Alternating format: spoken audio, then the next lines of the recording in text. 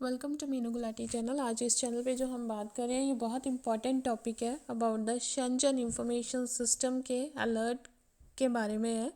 तो बहुत से एक्चुअली मेरे पास क्वेरीज आई हैं जिनकी क्वेरी है regarding the Schengen information system कि हम इसे अप्लाई कैसे करें, हम वहाँ पे अपने लेटर को कैसे ड्राफ्ट करें। तो मैंने आपको इसके रिगार्डिंग एक कवर लेटर आज बनाया है और मैं साथ ही आपको इसके फॉर्म को फिल करने का वे भी क्लियर कर दूंगी कि आप इनके जो फॉर्म्स हैं वो कैसे फिल कर सकते हो।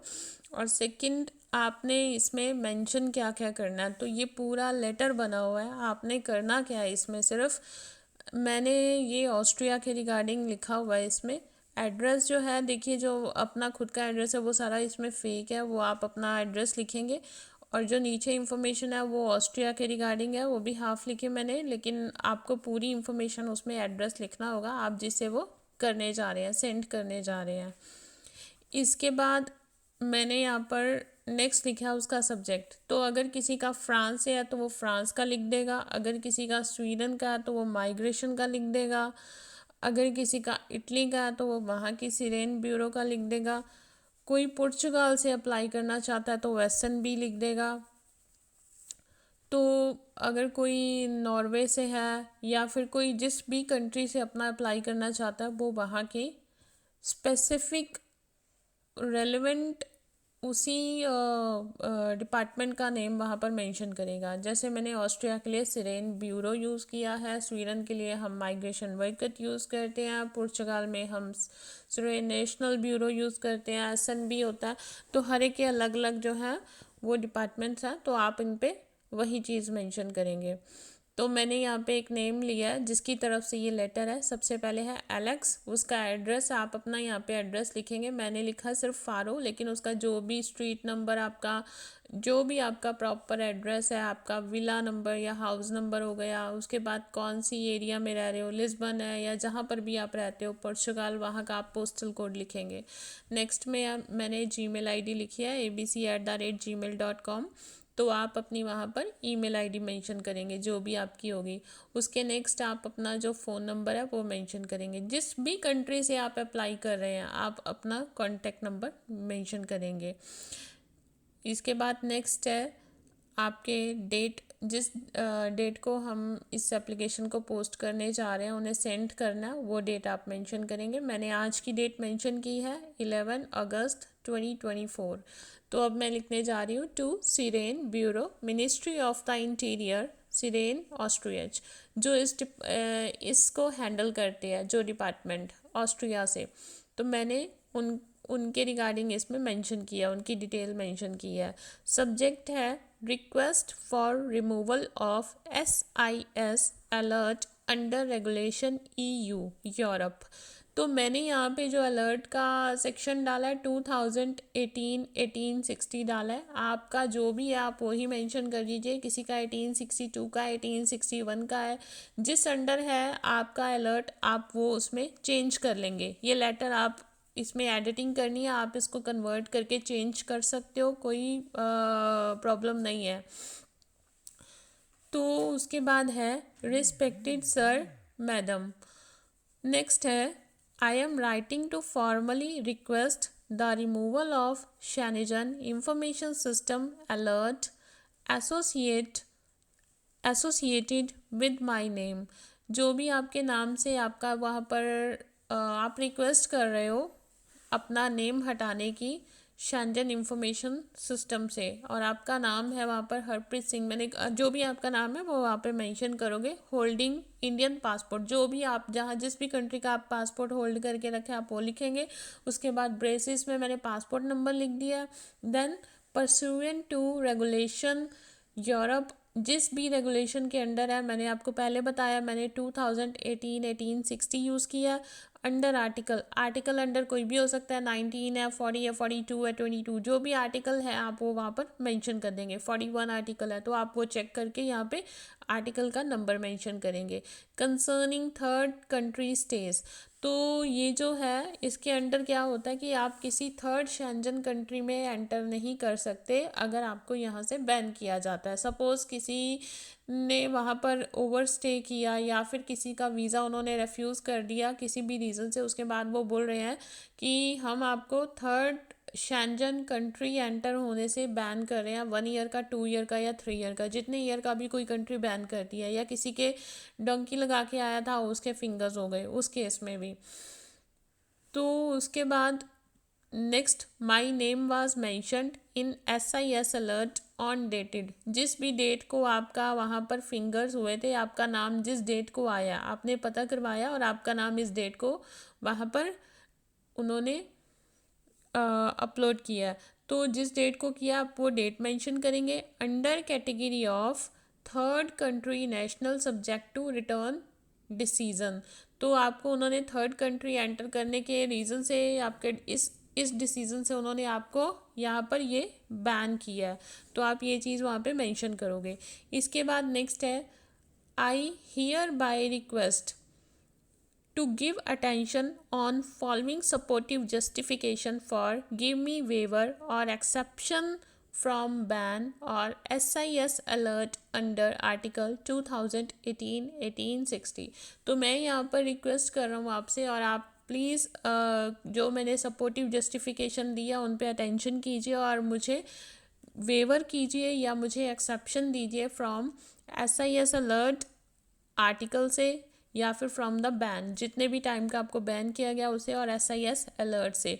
और आर्टिकल आपने वही लिखना है जो आपका होगा, जैसे मैंने 2018 8060 लिखा है, अगर आपका 61 62 अंडर कोई भी आर्टिकल फर्दर है तो आप वो वहाँ पे मेंशन करेंगे।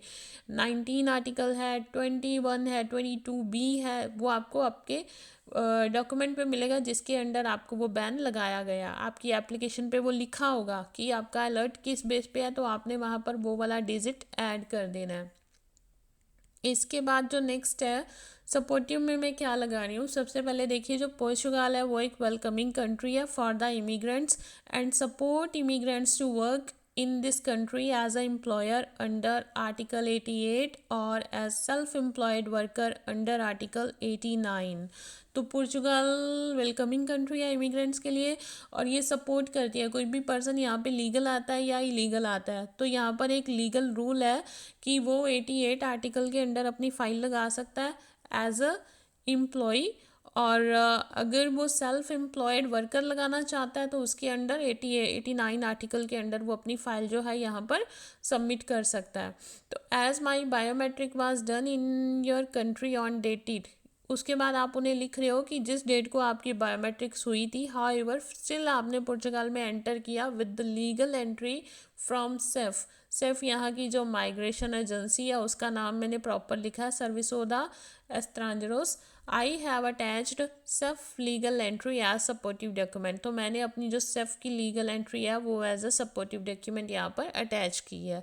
तो वो आप अपनी मेल आईडी में डॉक्यूमेंट उसको प्रॉपर स्कैन करके PDF में आप उसे सेंड करेंगे, साथ में उस फाइल वो अटैच करेंगे, उसके ऊपर नाम लिखेंगे, नीचे उसका जो नेम देंगे फाइल का वो लिखेंगे सेफ लीगल एंट्री। किसी को इसके रिगार्डिंग कोई प्रॉब्लम है तो वो मेरे से कांटेक्ट करे, तो आई विल शेयर कि आप ये कैसे कर सकते हो, तो आप इसके रिगार्डिंग मुझे कांटेक्ट कर लेना।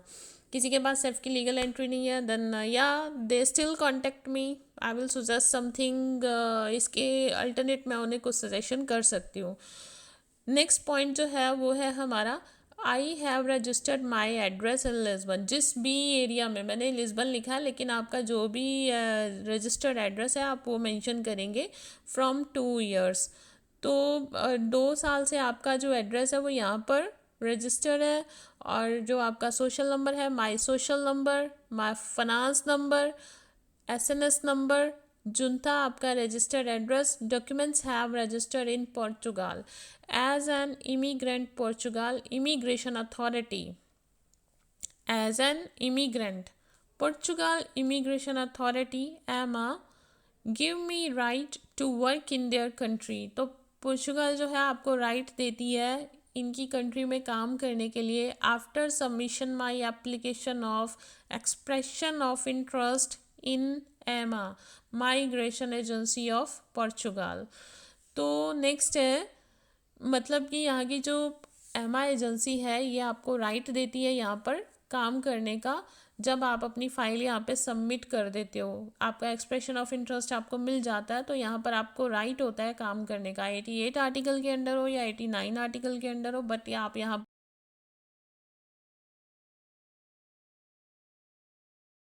तो आपकी फ़ाइल चाहे 88 आर्टिकल के अंडर है या 89 आर्टिकल के अंडर है, तो लेकिन ये कंट्री आपको लीगल राइट देती है जब आपकी फ़ाइल यहाँ पे सबमिट हो जाती है कि आप यहाँ पर लीगली उसके बाद काम कर सकते हो, बिल्कुल।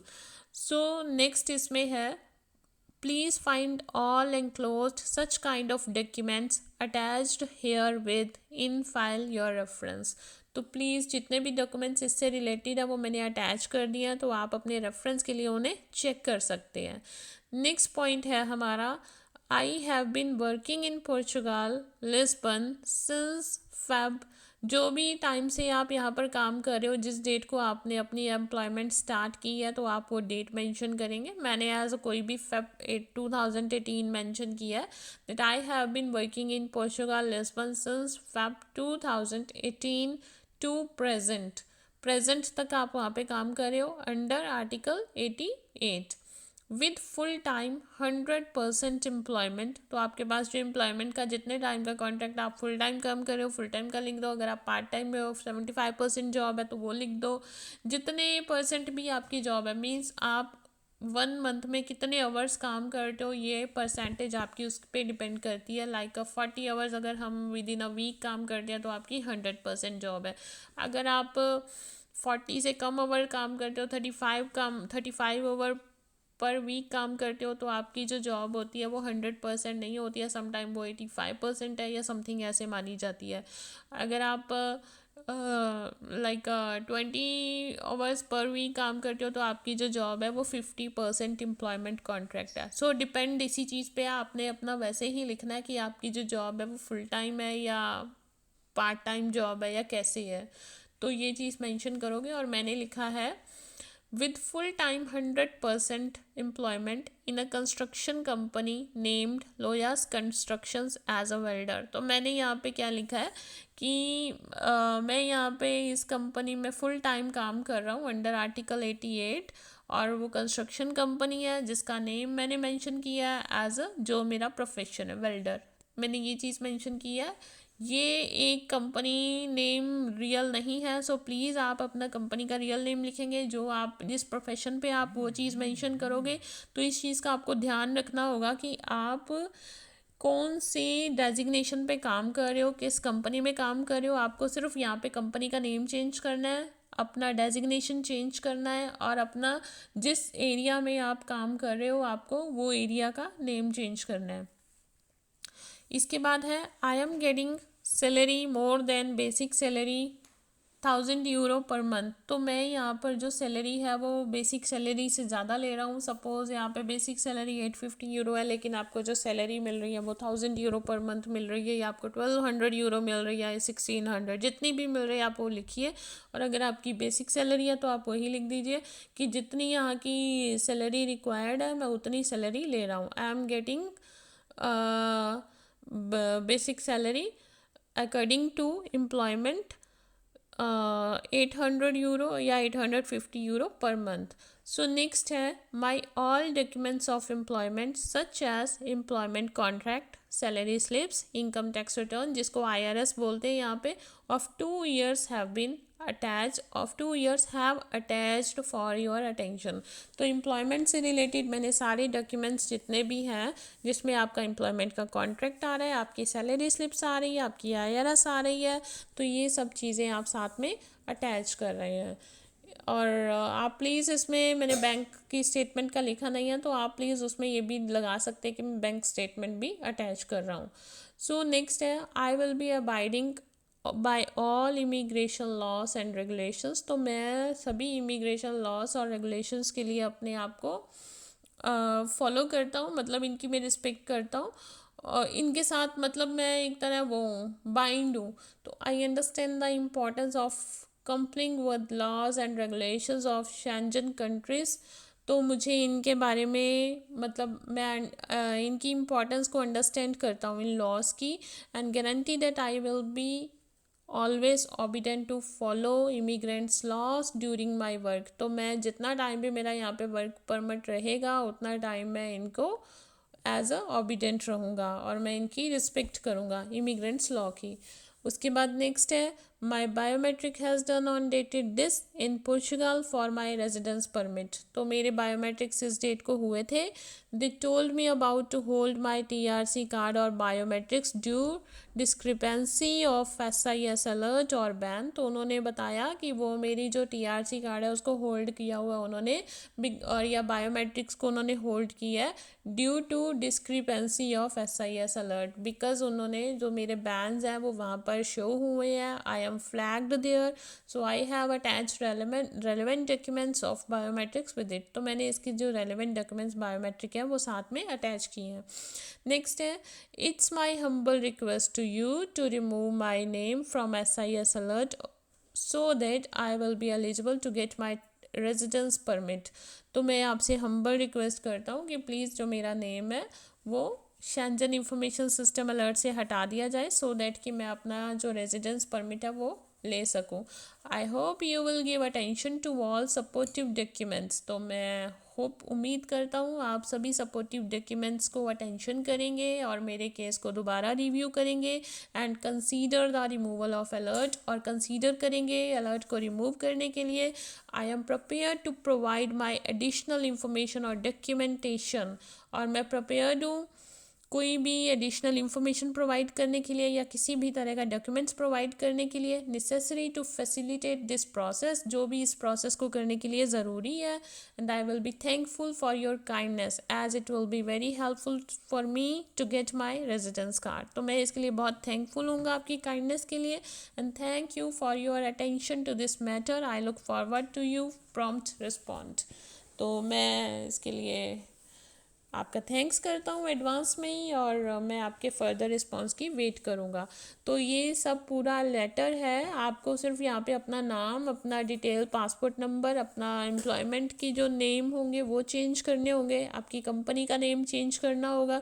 तो बाकी आपके किस डेट को बायोमेट्रिक्स हुए हैं वो आप चेंज कर सकते हो।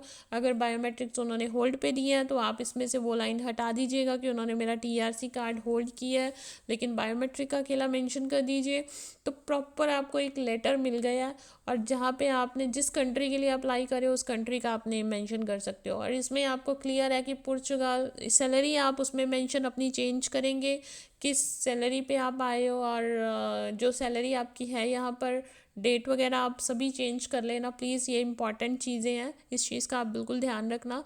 तो ये पूरा एक आपको मैंने फॉर्मेट सेंड कर दिया है, इसी फॉर्मेट को आप यूज़ कीजिए अपना शेंजन इंफॉर्मेशन सिस्टम का अलर्ट रिमूव कराने के लिए। अपनी डिटेल लिखिए, और जो नीचे जहाँ पे मैंने आपको एक सबसे एंड में जहाँ पे आपने लिखा है सिंसियरली, मैंने लिखा है हरप्रीत सिंह, तो यहाँ पर आप अपना नेम लिखेंगे, अपना कॉन्टैक्ट लिखेंगे, कॉन्टैक्ट नंबर नीचे, और साथ में अपनी ईमेल आईडी लिखेंगे। तो ये सब चीज़ें आप साथ में अटैच करेंगे, और इसके बाद नीचे मेंशन कर देंगे हरप्रीत सिंह के नीचे ही अपना मोबाइल नंबर विद अपना कोड, और सेकंड आपका ईमेल आईडी और आपका एड्रेस। तो ये सब चीज़ें होनी चाहिए ताकि उन्हें किसी भी एडिशनल चीज़ की ज़रूरत पड़े तो वो आपसे इनके थ्रू कांटेक्ट कर सके। और ये जो है बहुत इम्पॉर्टेंट है एक डॉक्यूमेंट।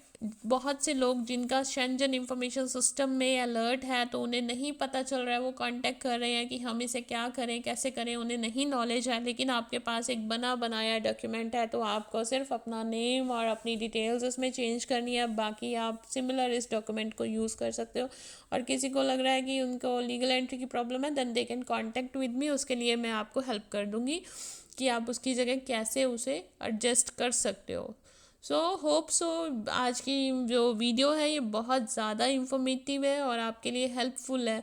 और रही बात है फॉर्म्स, तो मैं आपको फॉर्म्स भी इसके साथ वो भी अटैच कर रही हूँ, कैसे फिल करने हैं और क्या डिटेल है। होप सो आपको वीडियो पसंद आई है तो प्लीज़ इस वीडियो को जितना हो सकता है उतना लाइक कीजिए और शेयर ज़रूर करना, बिकॉज़ बहुत पर्सन्स की सेम कंसर्न है और वो अपनी इस कंसर्न को रिजॉल्व कर सके। एक चीज़ और, इसमें आप country by country document change कर सकते हो। मस्ट नहीं है मैंने पुर्तगाल लिखा, तो आप अपनी जिस भी कंट्री में रहते हो आप उस कंट्री के सिमिलर एम्प्लॉयमेंट के नेम चेंज करो, सिर्फ डॉक्यूमेंट्स का नाम नेम चेंज करना है। एम्प्लॉयमेंट जो भी है मैंने निफनेस लिखा है, जैसे फाइनेंस नंबर है, सोशल नंबर है, तो दूसरी कंट्री में उससे रिलेटेड जो भी नंबर है, जैसे स्वीडन है तो आप वहाँ का कोई स्वीडन में रह रहा है तो वहाँ पे आप पर्सनल नंबर यूज़ करते हैं वो लिख सकते हैं। जो भी उन कंट्री के लॉ हैं सिर्फ आप, लेकिन उनके अकॉर्डिंग ही हम इस पे चल सकते हैं, अदरवाइज़ नहीं। सो आपको उसी डॉक्यूमेंट का नेम वहाँ पे मेंशन करना होगा और आप इसे और अगर आपको वीडियो अच्छी लगी है तो प्लीज़ हमारी वीडियो को लाइक कीजिए और चैनल को सब्सक्राइब ज़रूर कीजिए। और नेक्स्ट मैं दोनों फॉर्म्स आपको नेक्स्ट वीडियो में अभी साथ ही अपलोड करके वो भी आपको भेज देती हूँ, या आपको डिस्क्रिप्शन में उनकी अटैचमेंट फॉर्म्स की भी मिल जाएगी, और नेक्स्ट में आपको वो फॉर्म्स फिल कैसे करना है वो भी बता देती हूँ। उसमें कोई ज़्यादा इन्फॉर्मेशन नहीं है, सिर्फ आपका नाम, आपका passport number, date of birth, सिर्फ इतना ही चीज़ होती है, कुछ ज़्यादा नहीं है जो आपको फिल करने में मुश्किल आए।